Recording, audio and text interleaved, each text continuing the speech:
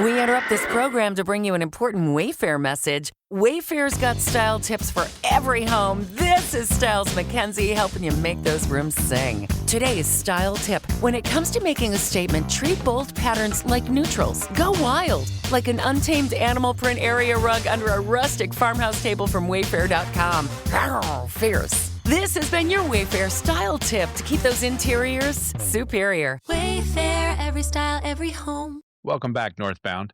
Today we're talking about creating an environment where people feel safe to disagree with you. If you're the leader and you are leading in your organization, have you ever thought about whether or not you foster a culture or lead in a way that people feel like they can voice disagreement? Maybe they feel like they have an opportunity to come to you and say, hey, I think we should do it this way, or have you thought about this? If you haven't, I encourage you to think about that and think about how you could foster a culture that is like that.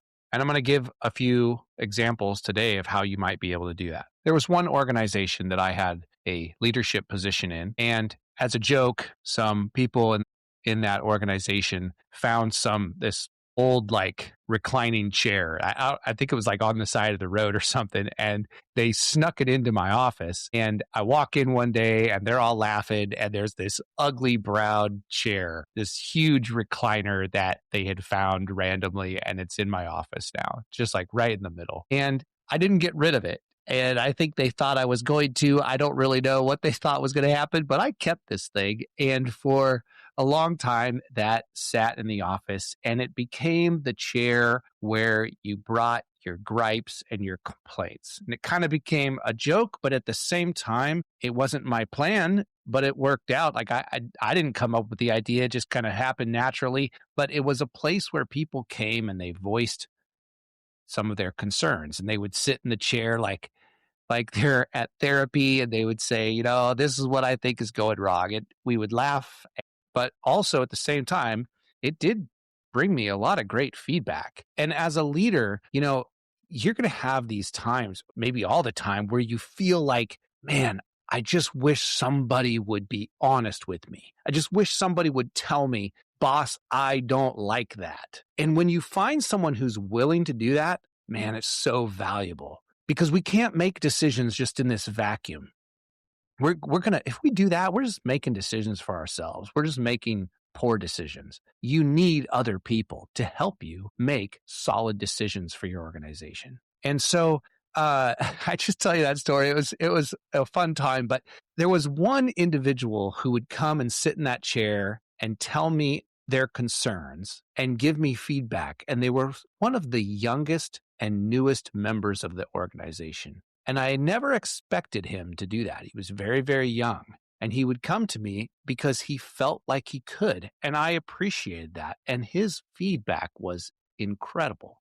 He had better feedback for me than a lot of much more senior level people in the organization. And so I valued his input and learned a lot from him. So I encourage you to establish, sometimes it might even happen naturally with an old couch, but establish that environment where people are comfortable coming to you with their ideas and maybe even challenge ideas. So there is value. Here are my points today. There is value in disagreement. It also creates an area of what, I don't know, maybe call it psychological safety, an environment where people feel respected and comfortable with speaking up.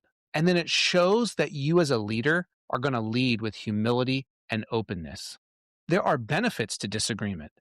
It creates better decisions. It creates innovation. And more than anything else, it creates buy-in from your team. And so how can you, as a leader, encourage this? You're asking questions. Open-ended questions are great.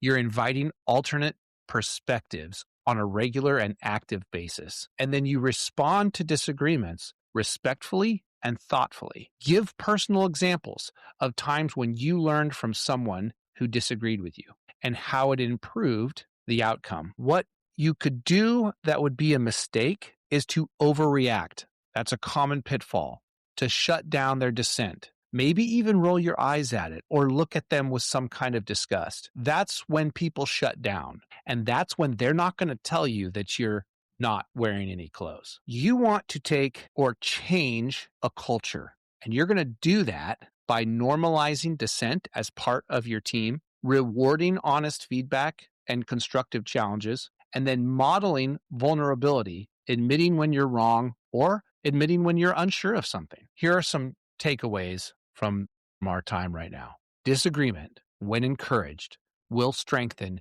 your leadership and team performance. And psychological safety is essential for your people to feel comfortable. And so you need to listen, respect, and thoughtfully respond to other ways of thinking, considerations, challenging ideas, and then foster a culture of open communication both ways, which will lead to innovation and strong organizational collaboration.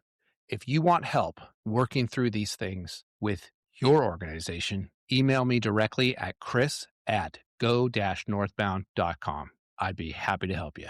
All right. Thanks, everybody. See ya. You just listened to another episode from the Northbound podcast. Thank you for tuning in today. I hope you were encouraged and empowered in leadership. Go lead boldly and humbly. And remember our vision. Elevate your team through Christ-centered leadership. If you want to be a part of our community, just go to go-northbound.com and follow the link and come join us. Follow along with courses and live streams and chats, and maybe even join us for an adventure. We'd love to have you. All of those links are in the description below. Thank you again for tuning in. It's been a pleasure. See ya.